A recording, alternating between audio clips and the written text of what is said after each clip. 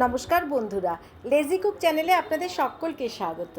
আজ বানাচ্ছি খুব সুস্বাদু উচ্ছে চচ্চড়ি, যা গরম ভাতের সঙ্গে খেতে সত্যিই খুব অপূর্ব লাগে। এর জন্য নিলাম 4টে উচ্ছে, একটা আলু, একটা লাল আলু মানে মিষ্টি আলু, অর্ধেকটা বেগুন আর বেশ কিছুটা কুমড়ো। সমস্ত কেটে কুটে রেডি করে নিলাম। একটা মিক্সিং বোলের মধ্যে 1 চামচের মতো পোস্ত আর 1 চামচ হলুদ সর্ষে প্রথমে শুকনো একটু গুঁড়ো করে পরে অল্প জল দিয়ে এটা পেস্ট করে নিলাম। এবার কড়াতে প্রায় 2 চামচের মতো রিফাইন্ড অয়েল দিয়ে ভালো করে গরম করে প্রথমে উচ্ছে একটু লাল লাল করে ভেজে তুলে নেব।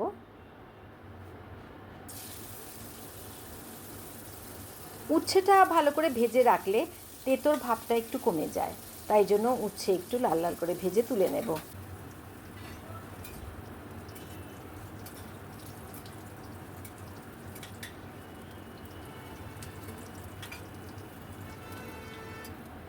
এবার কেটে রাখা বেগুনও অল্প করে ভেজে নেব।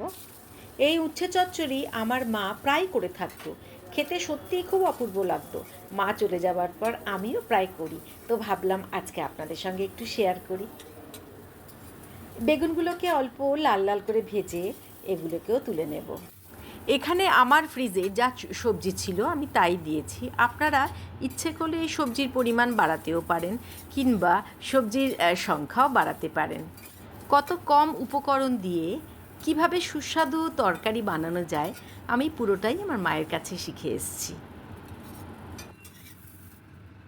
বেগুন পুরো তেলটা টেনে নিয়েছে, তার জন্য আবারও প্রায় 2 চামচের মতো একটু তেল দিলাম, রিফাইন্ড অয়েল দিলাম, আর দিলাম ফোড়নে 1/2 চামচের মতো কালো জিরে। এবার একে একে আলু, মিষ্টি আলু অল্প করে ভেজে নেব। এই উচ্ছে চচ্চড়ি করতে বেশিক্ষণ লাগে না, খুব কম সময়েই বানিয়ে নেওয়া যায়।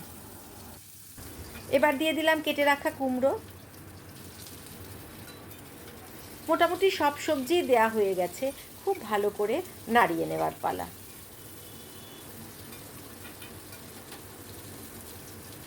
দিয়ে দিলাম স্বাদ মতো নুন, আবারও নাড়াতে থাকবো।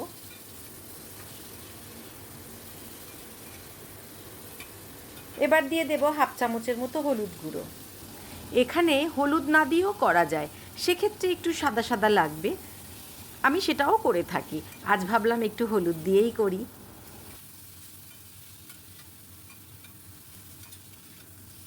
বেশ ভালো মতো ভাজা ভাজা হয়ে গেছে সবজিগুলো। এই অবস্থায় আমি ভেজে রাখা উচ্ছে আর বেগুন দিয়ে দিলাম। আবারও ভালো মতো নাড়াতে থাকবো। আমি এখানে গ্যাসের ফ্লেমটাকে মাঝারি আঁচেই রেখেই রান্নাটা করেছি। এই অবস্থায় আমি মশলার পেস্ট দিয়ে দিলাম, আর মিক্সির বাটিটা ধুয়ে অল্প একটু জলও দিয়ে দিলাম। খুব ভালো করে নাড়িয়ে নেব। এবার 10 মিনিটের জন্য আমি একটু ঢাকা দিয়ে রাখবো, কারণ আলু, কুমড়ো, মিষ্টি আলু সবই তো সেদ্ধ হবে। 10 মিনিট পরে দেখলাম পুরো ঝোলটা টেনে নিয়েছে এবং গামাখা গামাখা হয়ে গেছে। এই অবস্থায় আমি প্রায় 1 চামচের মতো আমি এখানে চিনি যোগ করলাম।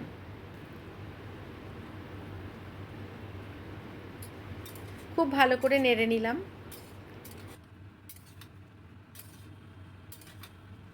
রান্না প্রায় শেষের দিকে, আলু, কুমড়ো সবই মোটামুটি খুব ভালো মতো সেদ্ধ হয়ে গেছে, ঝোল শুকিয়ে ঘন হয়ে এসছে। এবার গ্যাসের ফ্লেমটাকে আমি অফ করে দেব, নামিয়ে নেব। ভীষণ সুস্বাদু লাগে গরম গরম ভাতের সঙ্গে এই উচ্ছে চচ্চড়ি। বন্ধুরা প্লিজ একটু ট্রাই করবেন, ভালো লেগে থাকলে একটা লাইক আশা করব। নতুন বন্ধুরা যদি পছন্দ হয়ে থাকে এই রান্না রোজকার মতো বলি, প্লিজ আমার চ্যানেলটাকে একটু সাবস্ক্রাইব করবেন।